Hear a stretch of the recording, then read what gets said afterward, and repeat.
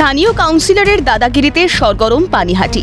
অভিযোগ, বিনা নোটিশেই দোকানের সামনে থাকা স্ল্যাব ভেঙে দেওয়া হয় ২৬ নম্বর ওয়ার্ডের কাউন্সিলর শ্রাবন্তী রায়ের নির্দেশে। বিচ্ছিন্ন করে দেওয়া হয় জলের লাইন।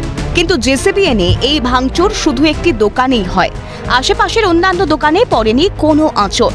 সিসিটিভিতে স্পষ্ট গোটা ঘটনা। কিন্তু কেন আচমকা কাউন্সিলরের রোষের মুখে পড়তে হলো স্থানীয় ইমারতি ব্যবসায়ী চিন্তারানী বারুইকে? আতঙ্কে আক্রান্ত ব্যবসায়ী ও তাঁর পরিবার। মানে শ্রাবন্তী রায়, উনি ওনার দলবল নিয়ে এসে জেসিপি দিয়ে আমার স্ল্যাব স্ল্যাবগুলো তুলে দেওয়া হয়েছে। আর হচ্ছে গিয়ে ওখানে আমার জলের লাইন ভেঙেছে। আমাকে কোনো নোটিশ করা হয়নি, কোনোভাবেই কোনো কিছু করা হয়নি।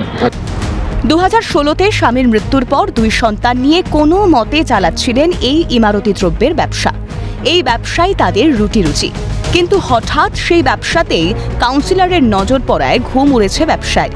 যদিও পরিস্থিতি সরেজমিনে খতিয়ে দেখে প্রয়োজনীয় পদক্ষেপ গ্রহণের আশ্বাস দিয়েছেন পুরপ্রধান সোমনাথ দে।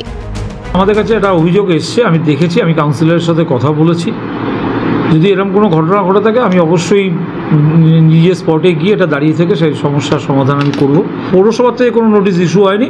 যদি কাউন্সিলর তার তরফ থেকে কোনো নোটিশ দিয়ে থাকে সেটা কাউন্সিলর বলতে পারবে। আর আরেকটা হচ্ছে যে এখন মানুষের মধ্যে একটা ট্রেন্ড এসে গেছে, ফ্ল্যাট বাড়ি হোক বা দোকান হোক, নিজেরাই নিজেদের মতো গাঁথনি করে স্ল্যাব করে নিচ্ছে, যার ফলে জল নিকাশি ব্যবস্থায় একটা বড় ধাক্কা খাচ্ছে। এই স্ল্যাব টানা স্ল্যাব করে দিচ্ছে, কোনো ম্যানুয়াল লাগছে না, কোনো কিছু রাখছে না। এই স্ল্যাব তুলতে যাওয়া বা তোলা একটা খুব বড় সমস্যার সম্মুখীন আমরা হচ্ছি।